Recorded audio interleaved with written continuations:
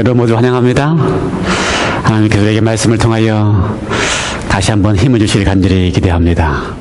한 주일 동안 사시면서 어떠셨어요?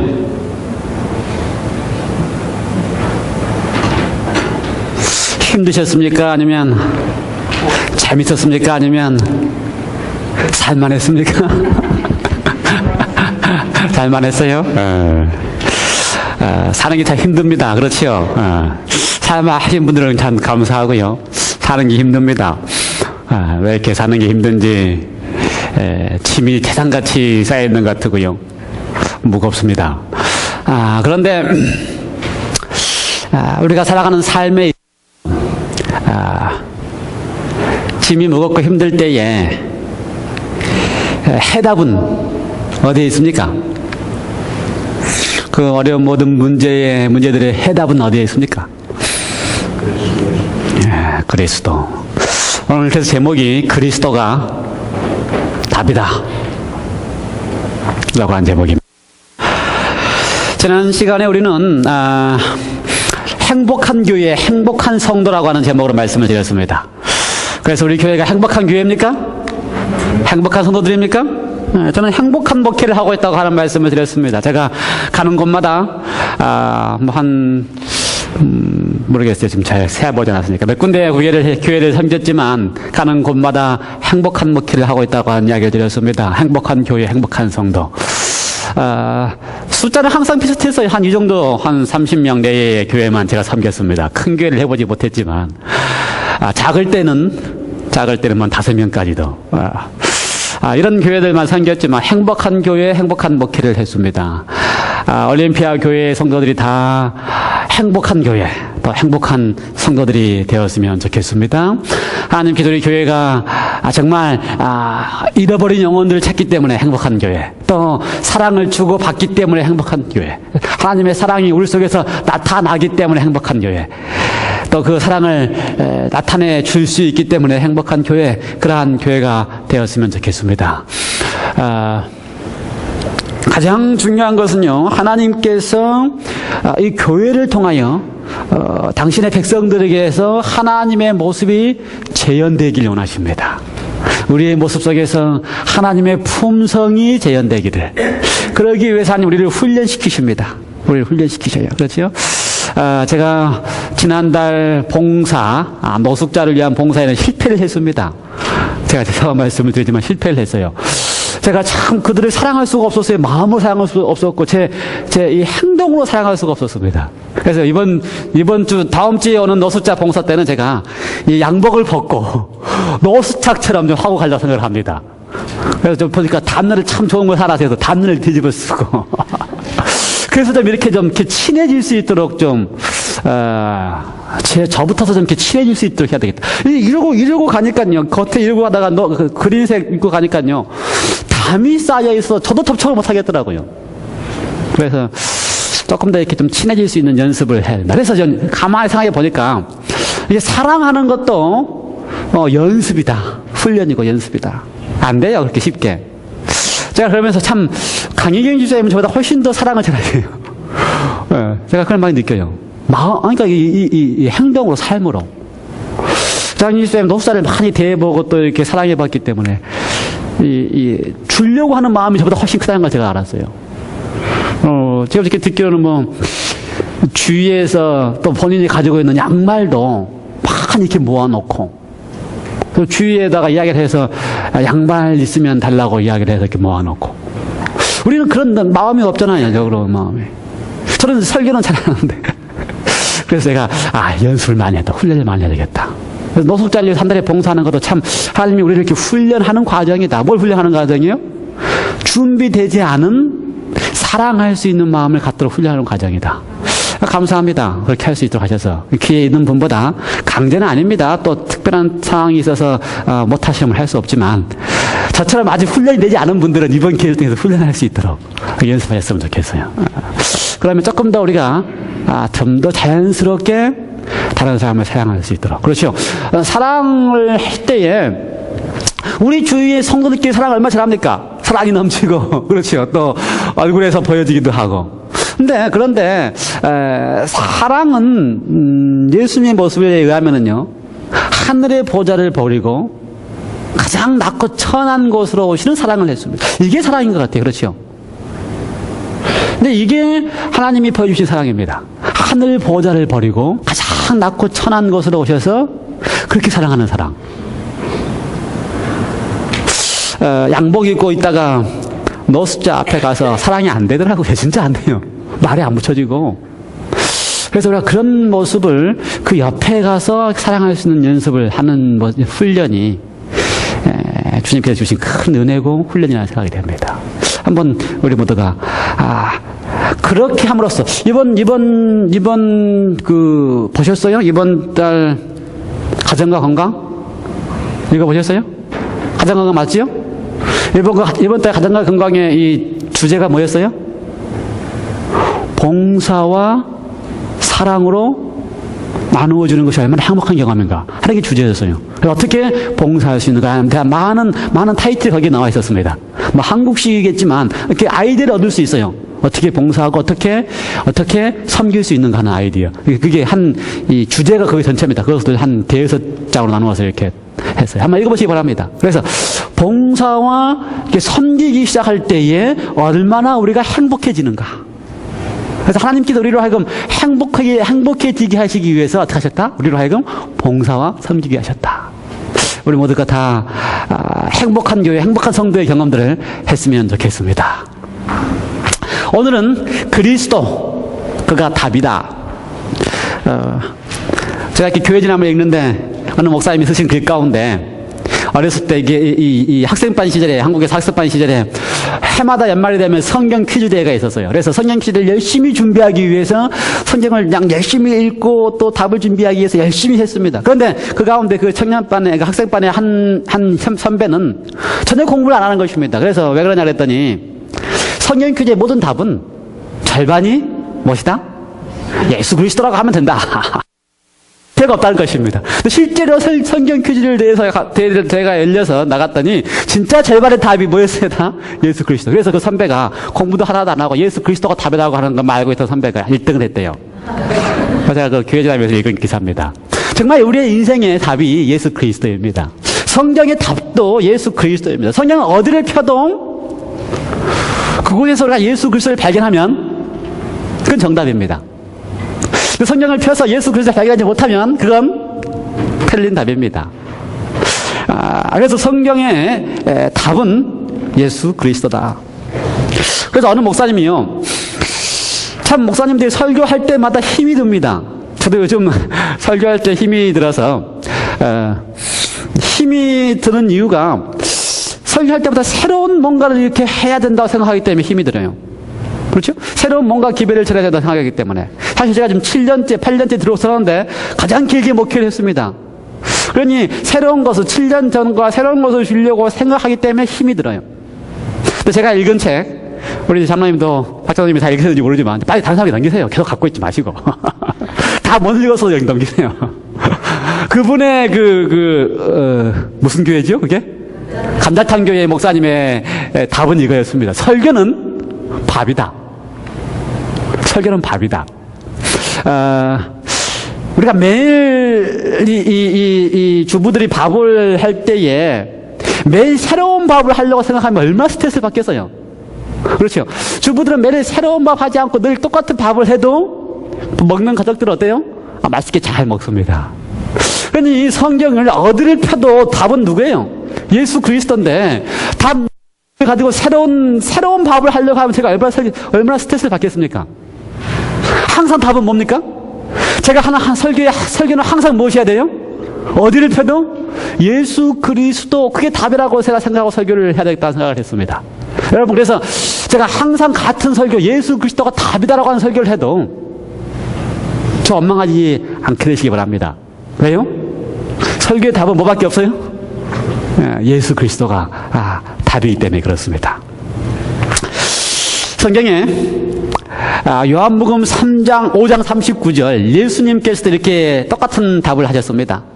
너희가 성경에서 영생을 얻는 줄 생각하고 성경을 상고하거니와 이 성경이 곧 내게 대하여 증거하는 것이로다. 성경이 누구에 대해서 증거한다고요? 내게 대하여. 성경이 누구에 대하여? 예수 그리스도에 대해 증거하는 것입니다. 성경은 그래서 성경의 답은 예수 그리스도가 답이라고 하는 것입니다. 여기서 예수님께서 지금 말씀하시는 이 유대인들 앞에서 지금 설명을 하실 때에 유대인들이 가지고 있는 성경이 뭡니까? 무슨 성경을 가지고 있어요? 예수님에 관한 신약 성경을 가지고 있습니까? 아니요. 유대인들은 구약 성경이라고 하는 표현은 없고요. 모세의 글, 모세와 선지자의 글과 시편, 이것이 유대인들이 가지고 있는 성경입니다. 모세 오경, 그 다음에 선지자들의 모든 글, 그 다음에 문학서에 해당되는 시편과 잠언 전도서. 이게 그래서 지금 우리가 가지고 있는 구약 성경이 두루마리 성경으로 유대인들이 가지고 있는 성경입니다. 그래서 구약 성경이 가르치고 있는 것이 뭐라고요? 유대인들이 지금 믿고 있는 구약 성경이 가르치고 있는 것이 뭐라고요? 예수 그리스도. 그래서 구약 성경을 어디를 펴도 그 속에서 누구를 발견해야 됩니까? 예수 그리스도를 발견해야 됩니다. 그것이 성경이 가지고 있는 목적이고, 그것이 바로 우리가 가지고 있는 인생의 답, 예수 그리스도라고 하는 것입니다. 예수님이 똑같은 말씀을 또 하셨어요. 누가복음에 보면은요, 누가복음 24장에 보면은 예수님께서 십자가에 돌아가시고 금요일날 돌아가시고 제자들까지 두 제자가 엠마오로 돌아가면서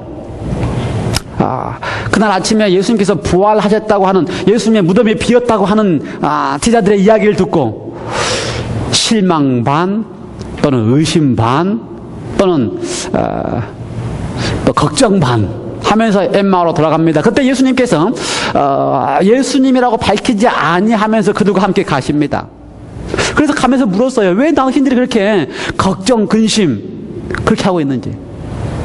그랬더니 제자들이 당신은 지금 유대에서 오면서 왜 모르고 있느냐? 3일 전에 있었던 일과 오늘 아침에 있었다고 하는 이 소문들을 왜 모르고 있느냐? 그때 예수님께서 그들에게 한 이야기가 이겁니다. 이게 모세와 및 선지자의 글로 시작하여 모든 성경에 쓴 바 자기에 관한 것을 자세히 설명하시니라. 예수님이 하신 게 뭐라고요? 모세와 선지자의 글, 우리가 가지고 있는 구약 성경에 나타나 있는 것에 대하여 자기에 관한 것을 자세히 어떻게 하셨다? 설명하셨다. 그랬더니 그 제자들이, 그 두 제자가 눈이 밝아져서 기뻐서 예수님을 만나고 예수님에 대한 것을 깨달은 다음에는 뛰어서 그 밤에 다시 돌아갔습니다. 성경의 답은 그리스도입니다. 문제의 답도 그리스도입니다. 시작과 끝도 그리스도입니다. 우리가 짊어지고 있는 모든 문제의 해결도 그리스도입니다. 구약에서 보든지 신약에서 보든지 그 답은 그리스도라고 하는 것입니다. 모세와 선지자의 글, 다시 말해서 우리가 가지고 있는 구약, 그리스도에 관하여 쓴 책이다라는 것입니다. 거기에 나타나 있는 애언이나 인물이나 사건, 이 모든 것들이 다 그리스도에 관하여 기록되어 있는 것이다.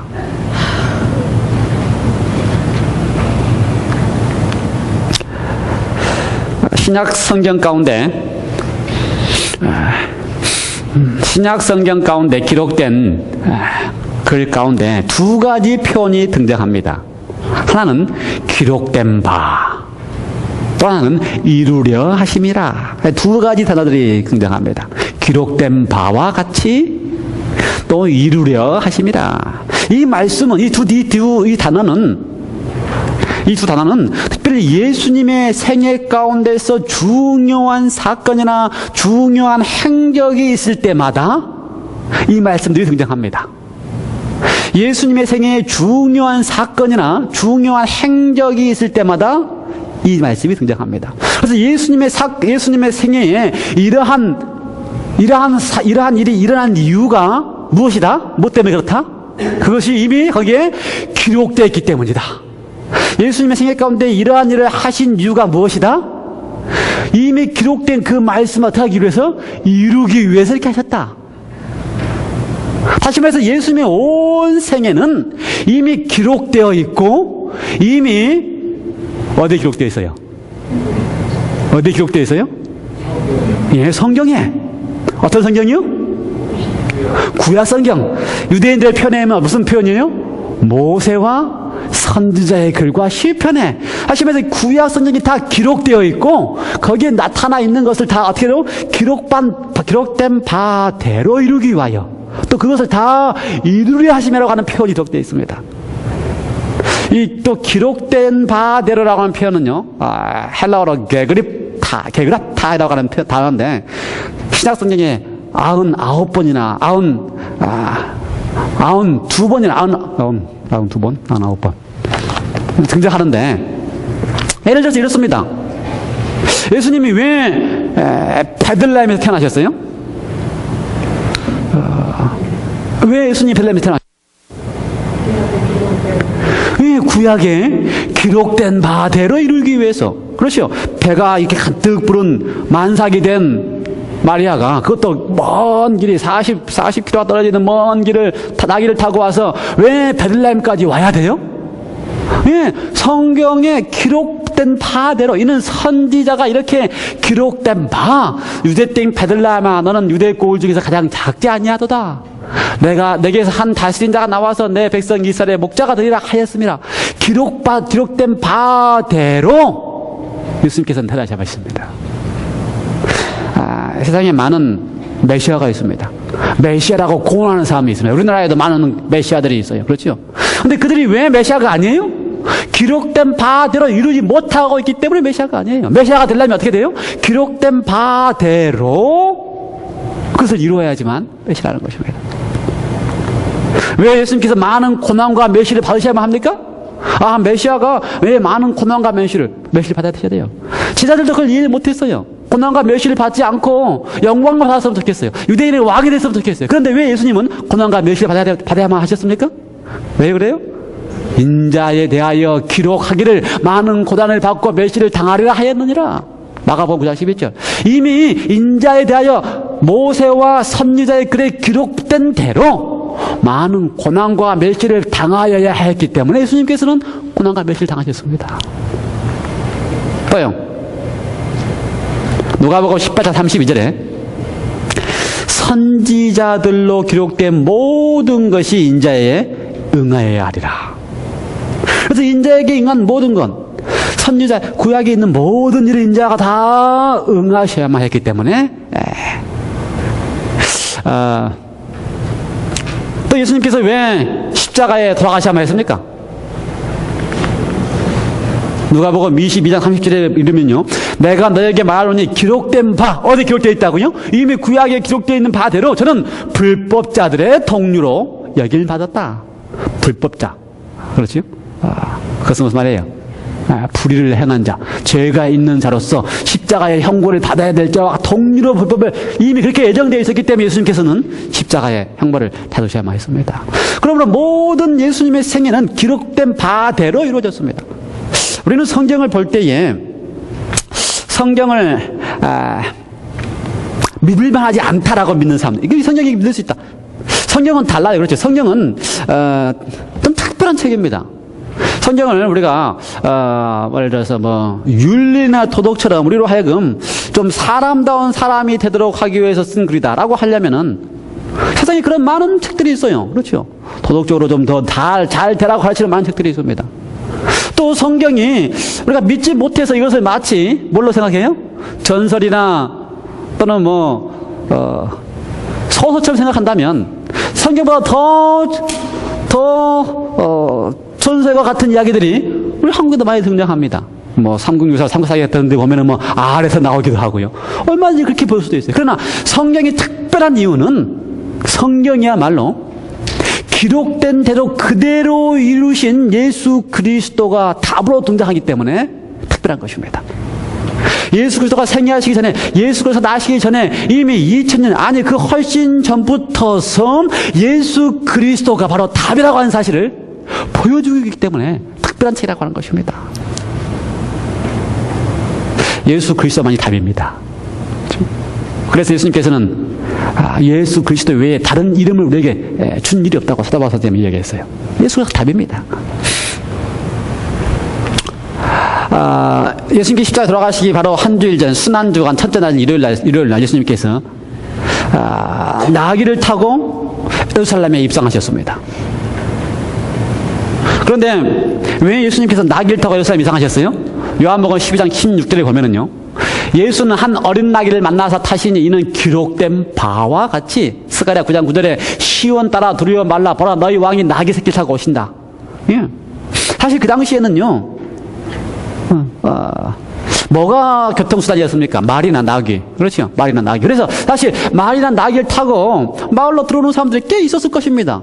뭐 늘 있었을 것이에요. 그런데 왜 예수 그리스도가 나귀를 타면 특별합니까? 왜요? 기록된 바대로 예수님께서 그것을 이루시고 계시기 때문에 특별하다는 것입니다. 두 번째 특별한 단어가 뭐였어요?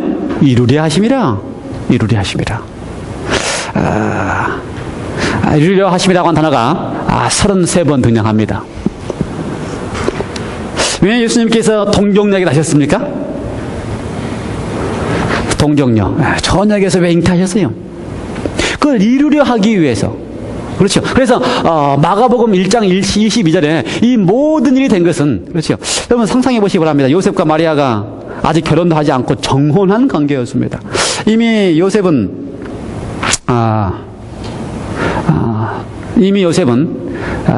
전처를 잃었고요. 아이들도 있었어요. 그런 요셉에게 나이도 많고요. 그런 요셉에게 아직 10대의 처녀인 마리아가 시집을 간다고 약속을 했습니다.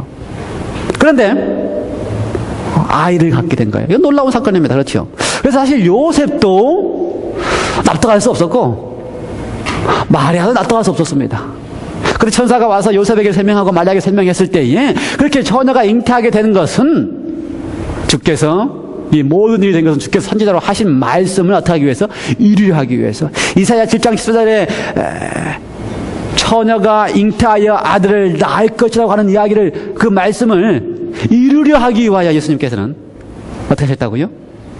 천양에 돋아서 시험을 했습니다. 그래서 예수님의 생애는 기록된 바대로 이루려 하시려는 생애였습니다. 예수님께서 왜 요셉은 예수님을 데리고 애굽으로 피했습니까? 헤롯 왕이 죽이려고 했기 때문에 피했어요? 죽이려고 했기 때문에 피할 때가 많아요. 그렇죠? 숨으면 돼요. 유대 땅에 숨을 때까지 많이 있었을 것입니다. 얼마든지 숨을 수 있었어요. 그런데 왜 애굽으로 데려가서 피했습니까? 우연이에요? 천사가 가라 그래서 그래요? 성경도 뭐라고 표현한다고요? 마가복음 2장 14절에 보면은 요셉이 일어나서 밤에 아기와 그의 모친을 데리고 애굽으로 떠나 헤롯이 죽기까지 거기에 있었으니 이는 주께서 선지자로 말씀하신 바 애굽에서 내 아들을 불렀다 함을 이루려 하심이라. 이미 호세에 보면은 애굽에서 아들을 불렀다. 사실 이스라엘 백성들을 애굽에서 불러낸 사건을 이야기했지만 마태는 예수님께서 애굽에서부터 나와야 한다고 하는 사실을 이루게 하기 위해서 어떻게 하셨다고요? 예수님이, 요셉이 천사의 인도를 받고 피해서 애굽으로 간 것을 이야기했습니다. 예, 구약 성경의 모든 일을 예수께서 이루시기 위하여 그렇게 하셨다고 하는 사실입니다. 같은 사건을 보면은 헤롯이 어린 아이를 죽였어요. 그렇죠. 예수님의 이 땅에 왕인 태어났다고 하는 이야기를 듣고, 동방박사 얘기를 듣고서 와서 어디서 예수가 태어났는지를 확인을 하라고 했는데 오지 않으니까 어떻게 했어요? 베들레헴에 있는 아이들을 다 죽였습니다. 그 사건을 기록하면서도 마태는 어떻게 했어요? 이는 선지자 에레미야로 하신 말씀이 이루게 하기 위해서 그런 일이 일어났다고 이야기를 했습니다. 그러므로 구약에 있는 모든 사건의 답은 누구예요? 예수 그리스도가 답이라고 하는 것입니다. 너무나 많은 이야기들이 등장합니다. 33번 등장한다는데 왜 예수님이 나사렛 출신이 하는가? 왜 예수님이 나사렛에서 태어나야 돼? 왜 요셉이 애굽에서 나와가지고 살 때가 많이 있을 텐데, 그렇죠? 유대 땅에 살 만한 때가 많이 있는데, 그것도 하필이면 제일 좋지 않는다고 하는 나사렛 출신이라 그러면 알아주지도 않는, 왜 나사렛 동네에 살아야 돼요? 그것도 다 어떻게 하기 위해서? 마태복음 2장 23절. 나사렛이란 동네에 와서 사니 이는 선지자들로 하신 말씀에 나사렛 사람이라 칭하리라 하신 이것을 이루려 하심이라. 그래서 예수님의 온 생애는 구약에 나타나는 선지자들에게 모세에 그래서 나타난 일들을 그의 삶을 통하여 이루려 하셨다는 것입니다. 놀라운 일이 아닙니까? 어떻게 그렇게 예수님의 생애가 정확하게 구약의 말씀 그대로 다 이루어졌다고 하는 사실은 놀라운 일인 것입니다. 그것이 정말 하나님의 말씀이 영감으로 인하여 하나님께서 말씀을 기록하셨다는 사실을 우리가 믿을 수밖에 없는, 이루려고 하셨다고 하는 사실을 우리가 보게 되는 것입니다. 예수님의 생애 가운데서 많은 귀신 들린 자들과 병자들을 고치셨습니다. 왜 그랬어요? 그것도 마태복음 8장에 보면 어떻게 하시기 위해서? 이루려 하시기 위하여. 예수님께서는 또 많은 비유로 말씀하셨습니다. 그렇죠? 비유로 말씀하시니까 사람들이 더 잘 알아듣지 못할 때도 있었고 더 쉽게 이해할 때도 있었어요. 그런데 다 예수님은 비유로 말씀을 많이 하셨습니다. 마태복음 13장에 가면은요. 근데 왜 비유로 말씀하셨습니까? 그것도 예수께서 모든 것을 우리에게 비유로 말씀하시고 비유가 아니면 아무것도 말씀하지 아니하셨으니 이는 선지자로 말씀하신 바 내가 입을 열어 비유로 말하고 창세부터 감추인 것들을 드러내려 함을 이루려 하심이라. 이미 선지자들이 구약에서 어떻게 예수님이 오셔서 비유로 말씀하셔서 다 알게 하시겠다고 하는 말씀을 통해서 예수님께서는 비유로 설명하셨습니다. 참 예수님의 생애는 재밌어요. 그래서 예수님의 온 생애는 이미 말씀하신 바를 어떻게 하는 겁니까? 이루시고 기록된 바대로 행하시는 생애를 사셨습니다. 예수님께서 잡히시기 전날밤 기도하실 때에 겟세마네에서 기도를 마치시고 누가 잡으러 왔어요? 대제사장들의 군속들이 잡으러 왔습니다. 예수님을. 그때 예수님을 잡으러 왔을 때에 이 사건이 이 마태마가 누가복음에 다 누가 요한복음에 등장하는데요. 이 네 복음서를 잘 종합해 보면 재미있는 사건이 등장합니다. 그 대제사장의 종 가운데 한 사람이 예수님 앞에 섰을 때에 예수님의 제자 중에 한 사람이 그 대제사장의 종의 귀를 잘랐어요. 귀를 잘랐습니다. 근데 어떤 곳에서는 대제사장의 종 그렇게 표현했고 특별히 어디에서는요? 누가복음에서는 그 종의 이름이 등장합니다. 이름이 뭐예요? 말고. 그 다음에 요한복음에 가면은요, 어느 쪽 귀를 잘랐는지도 등장합니다. 어느 쪽 귀를 잘랐어요? 자세히 보면 재밌어요. 어느 쪽 귀를 잘랐어요? 베드로가 그 종의 말고의 귀를 잘랐는데, 어느 쪽 귀를 잘랐어요? 오른쪽 귀를 잘랐어요. 오른쪽 귀를. 그리고 나서 누가복음에 보면은 누가는 그 잘라진 귀를 예수님께서 잡아다 다시 주워다가 이렇게 붙여가지고 치료해 주셨다. 이렇게 얘기했습니다. 왜 그런 사건이 등장합니까? 그리고 예수님께서 그 베드로를 말리시고 못하게 하셨어요. 왜 이런 사건이 등장합니까? 마태복음 20장에 보면은 성경에 이렇게 대략한 것을 이루어지게 하시기 위해서.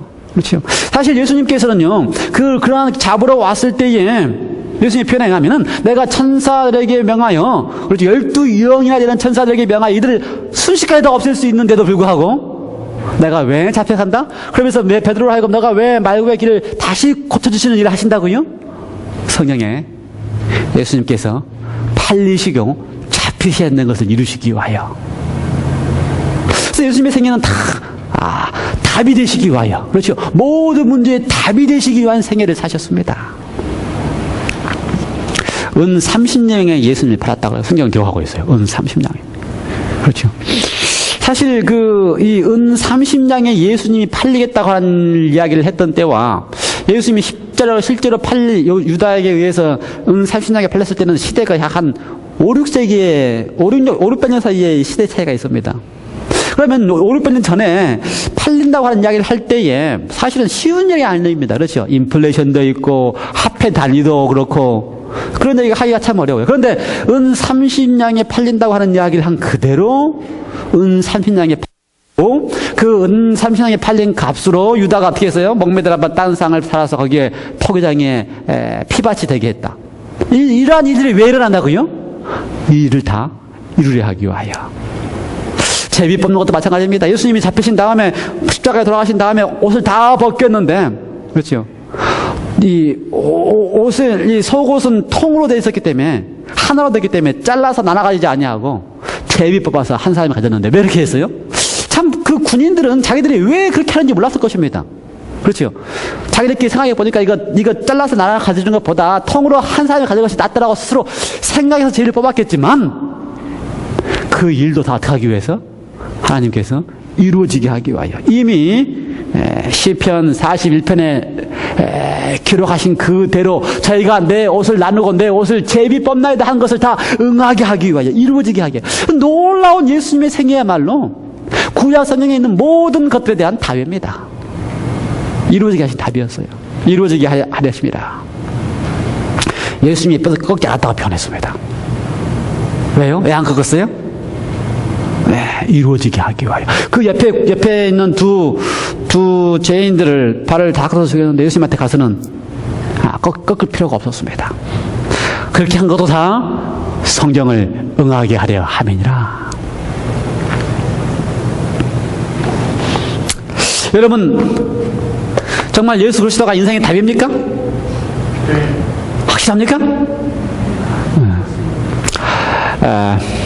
엊그저께 바람이 몹시 불었습니다. 그렇죠? 기억나요? 목요일 밤이었나요? 바람이 몹시 불었어요. 바람이 몹시 불기 시작하니까 제가 일하고 있는 그 올드 매니팩처럼에서 전기가 자꾸 나가려고 그래요. 근데 요즘 제가 이 비즈니스도 옮겨왔고 또 옮겨와서 정리가 하나도 안 되고 그래서 그냥 일하는데 시간이 많이 걸려요. 또 12월은 의사들이 일을 빨리빨리 환자들도 다 12월까지 다 일을 하고 싶어 하고 의사들도 빨리 다 하고 싶어 하기 때문에 일이 좀 많습니다. 그래서 제가 밤늦게까지 요즘은 일을 합니다. 며칠 동안 계속. 그런데 지금 이때에 불이 나가면 큰일이에요. 지금 일을 안 하면 안 되기 때문에. 시간이 딱 정해져 있고 그 시간에 일을 마쳐야 되기 때문에. 그래서 제가 불이 좀 안 나가게 해달라고 계속해서 기도하면서 일을 하는데 마침내 불이 나갔어요. 몇 시에 나갔어요? 한 7시인가 8시 돼서 불이 나갔어요. 그렇죠? 한 8시 돼서 나간 것 같아요. 그래서 8시에서 불이 딱 나가니까 또 아무것도 못해요. 아무것도 못해요. 기도도 하고 저도 개인적으로 기도하고 우리 가족들도 다 못하게 되는데 불이 나갔어요. 그리스도가 답인데 왜 이럴까? 가만히 보니까요, 불이 나가니까 아무것도 못해요. 우리 집은요, 시골집이어가지고요. 사실 제가 이 시골에 집을 산 이유가 시골 생활, 그 다음에 또 이렇게 이 시골 생활, 마지막 때 시골 생활을 잘 준비한다는 생각으로 시골에 집을 사고 했는데, 땅도 사고 했는데, 불이 딱 나가고 보니까 아무것도 못해요. 제너레이터도 없어야지. 세수도 못하고요, 화장실도 못 가고요, 아무것도 못해요. 그래서 제가 이 불이 나가는 것을 통해서 몇 가지 교훈을 배웠습니다. 하나님이 참 은혜롭게도 저한테 교훈을 줘요. 첫 번째 교훈은, 아직까지 너 시골생활 할 준비가 아무것도 안 돼 있다. 지금부터 준비해야 된다.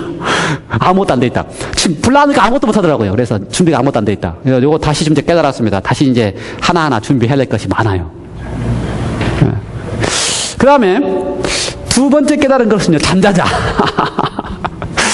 하나님께서 저를 참 저를 사랑하신다. 제가 지금 벌써 한 4, 5일째 밤늦게까지, 뭐 어쨌든 11시, 12시까지 일을 해야 되는데, 그렇게 일을 하고 나니 하나님이 저를 얼마나 불쌍하게 보는지, 빨리 좀 잠을 재우고 싶었는 모양이에요. 근데 그날도 안 잘 것 같으니까 어떻게 해요? 불 나가게 하신 거예요. 그러니까 이제 불 나가고 하나님 원망하기보다 모든 답은 누구라고요? 그리스도. 그 안에 답이 있어요. 그리스도께서 나에게 불을 나가게 하신 답이 거기에 있어요. 그래서 우리가 아까 성 불렀지만 어떤 상황이 와도 예수 그리스도가 답이면 우리의 답은 뭐예요? 예수 그리스도께 감사하면 돼요. 그래서 가만히 세수도 못하고 그 다음에 일찍 침대에 누워 생각을 해봤습니다. 왜 불이 안 나가게 해달라고 기도를 했는데 불이 나갔을까? 거기에 그리스도가 답인데 왜 그랬어요? 이야, 나를 참 사랑하시는구나. 이 밤도 그냥 3, 4일째, 5일째 밤늦게까지 일하는 나의 모습이 불쌍해서 오늘도 아무리 해도 안 될 것 같으니까 어떻게 해요? 불을 딱 꺼주시고 자게 하시고. 그래서 그날 편하게 잤습니다. 일찍 잤어요. 자면서 기도했습니다. 하나님, 바람 불어서 불 나가면요, 그렇죠, 보통이 하룻밤 사이에 해결 잘 안 됩니다. 불 나가면은 여러 날 걸릴 수도 있는데, 하나님, 제 형편 아시지요? 오늘 밤 편히 푹 잘 테니까 내일 아침에 새벽에 눈 뜨면 불이 좀 들어와 있게 해주십시오. 그리고 잤어요. 자다가 새벽에 눈을 떴습니다. 눈을 떴는데 아직까지 저희 집에 아직 이 블라인드나 커튼이 없기 때문에 제 옆집에 있는 그 뭡니까, 라이트, 그 밖에 있는 라이트이 환하게 창문 등에 비쳐요, 항상. 근데 새벽에 눈을 딱 떴는데 불이 환하게 비쳐요. 그래서 하나님께서 정확하게 필요할 때에 불 나가서 쉬게 하시고, 바람 불어서 불 나가면 어떨 때는 2, 3일도 불이 안 들어오는 그러한 게 형편인데도 불구하고, 어때요? 그리스도가 답이에요. 새벽 돼서 불 딱 들어오게 하셔서 다시. 그뿐만 아니라, 어때요? 아직 준비되어 있지 않는 나의 모습까지 다 알게 하시고.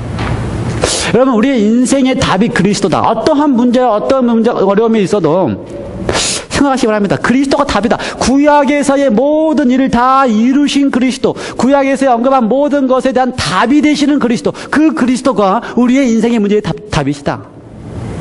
그래서 그리스도 안에서 감사함을 찾게 되시기 바랍니다. 그리스도 안에서 모든 문제의 답을 찾으시기 바랍니다. 야, 나에게 일어난 모든 이유가 그리스도가 계시기 때문에 일어났구나. 그럼으로써 감사하시기 바랍니다. 불이 꺼져도 감사하고, 새벽에 불이 들어와도 감사하고, 그렇죠? 그래서 또 불이 꺼져서 아무것도 할 수 없는 것을 깨닫게 해주셔서 감사하고. 출애굽기 15장, 17장에 가면은요, 재미있는 사건이 등장합니다. 출애굽기 17장. 이스라엘 백성들이 광야를 지난 다음에, 홍해를 건넌 다음에, 출애굽을 한 다음에, 홍해를 지난 다음에, 신광야를 지난 다음에, 정말 광야로 왔어요. 황무한 광야로 왔습니다. 아무것도 없어요. 출애굽기 16장에서는 하나님께서 먹을 것이 없었기 때문에 뭘 주셨습니까? 만나를 주셨습니다. 17장에 갔더니 이스라엘 백성들이 이번에는 목이 말라서 하나님과 모세를 원망하기 시작했습니다. 목이 말라서. 그래서 모세가 너희가 왜 나를 원망하냐? 마치 이제 원성이 커져가지고 모세를 돌로 치려고 할 때까지 가게 됐습니다. 그래서 모세가 돌 맞을까 봐서 피해서 하나님 백성들이 나에게 이렇게 원망한다. 어떻게 하면 좋겠습니까? 그때 하나님이 하신 말씀이 있습니다. 하나님께서 하신 말씀이 모세에게 이르시되 내가 너의 앞에 이렇게 쭉 걸어가가지고 내가 저기 보이는 반석 앞에 서겠다. 누가 선다고요? 하나님이 내가 너의 앞에 걸어가서 반석 앞에 내가 서겠다. 하나님이 반석 앞에 서셨다고 하셨습니다. 그리고 나서 모세가 이야기했어요. 내가 서 있는 반석 앞으로 와서 내가 가지고 있는 지팡이를 가지고 반석을 쳐라. 거기에 누가 서 계시는데? 누가 서 계신다고요? 내가 서 계시다. 하나님, 당신이 서 계시겠다. 그래서 그 서 계셔 있는 사실 모세는요, 우리는 읽을 때, 출애굽기 17장을 읽을 때에 반석에서 물이 나왔는데 모세가 뭘 쳤다고 생각해요? 반석을 쳤다고 생각합니다. 그런데 출애굽기 17장에 거기 그 반석에 누가 서 계시다고 했다고요? 내가 그 반석에 서겠다. 누가요? 하나님이 서겠다. 그리고 그 반석을 쳐 나를 취하는 것입니다. 나를. 그때 물이 나겠다는 것입니다. 성경은 답이 누구라고요? 그리스도. 그 반석에 서 계신 하나님은 누구십니까? 그리스도십니다. 그렇죠? 예수님께서 신이 말씀하셨어요. 내가 반석이라고 표현하셨어요. 그리고 반석 되시는 그리스도가, 그렇죠? 모든 인생의 문제를 해결하기 위해 친히 서셔서 지팡이로 맞으시고 계셨기 때문에 문제를 해결하고 계시는 것입니다. 이스라엘 백성들은 반석에서 문 닫았다고 생각하지만, 그렇죠? 이스라엘 백성들은 반석에서 모세가 치니까 물 나오고 생각하지만, 오늘 우리가 예수 그리스도가 반석이라고 알고 있는 우리는 어떻게 읽어요? 예수 그리스도가 답이시구나. 그분이 나의 문제를 해결하기 위하여, 나의 지금 목마른 문제를 해결하기 위하여, 나의 인생의 문제를 해결하기 위하여 반석 앞에 서셔서, 반석 되셔서 나의 모든 문제를 위해 친히 맞으시기 때문에 그게 답이 있구나. 여러분, 우리의 인생의 모든 문제는 그리스도가 답이십니다. 같은 장 17장 그 다음 사건은요, 또 재미있는 사건이 등장합니다. 이번에는 이스라엘 백성들과 아말렉 사이의 전쟁이에요. 그래서 모세가 나가지 않고 군대 장관인 여호수아를 내보내서 전쟁을 하게 했습니다.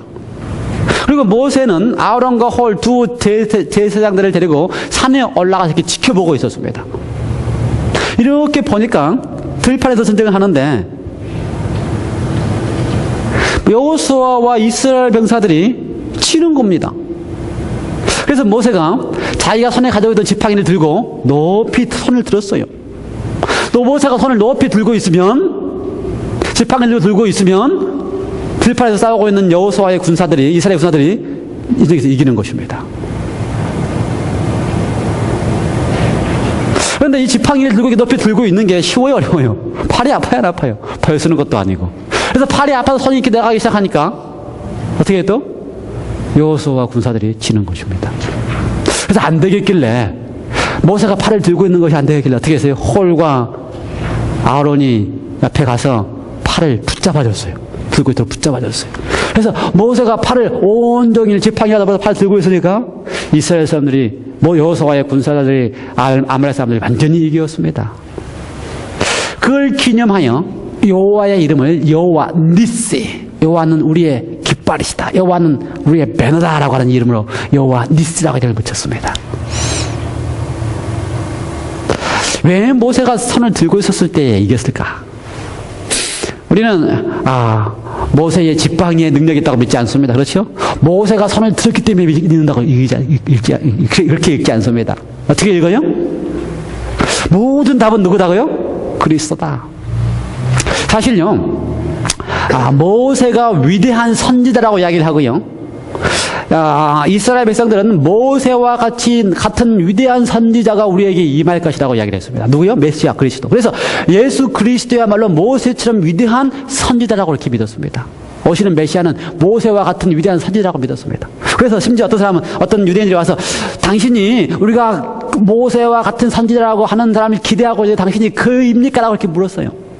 그래서 예수 그리스도는 모세와 같이 위대한 선지자이십니다. 그렇죠? 모세가 손을 든 것처럼 모세와 같이 위대한 선지자이신 예수 그리스도도 손을 들으셨습니까? 손을 들었어요. 어떻게 벌리셨어요?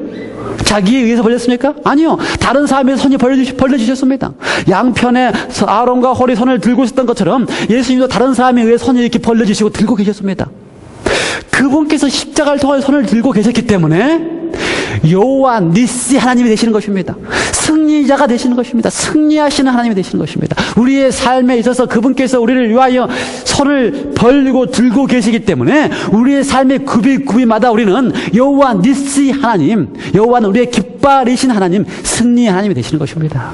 우리의 삶에 어떠한 문제가 온다 할지라도, 그렇죠? 아말렉이 우리의 삶에 온다 할지라도, 아니 아말렉보다 더 강한 사단이 우리 앞에 와서 우리를 방해한다 할지라도, 어떠한 문제 속에서도 예수 그리스도는 그분의 팔을 이미 벌리고 계시고 들고 계시기 때문에, 그리고 그분은 승리하셔서 여호와 니시 하나님이 되시기 때문에 우리의 모든 문제의 답은 예수 그리스도, 그분이 해결해 주실 것입니다.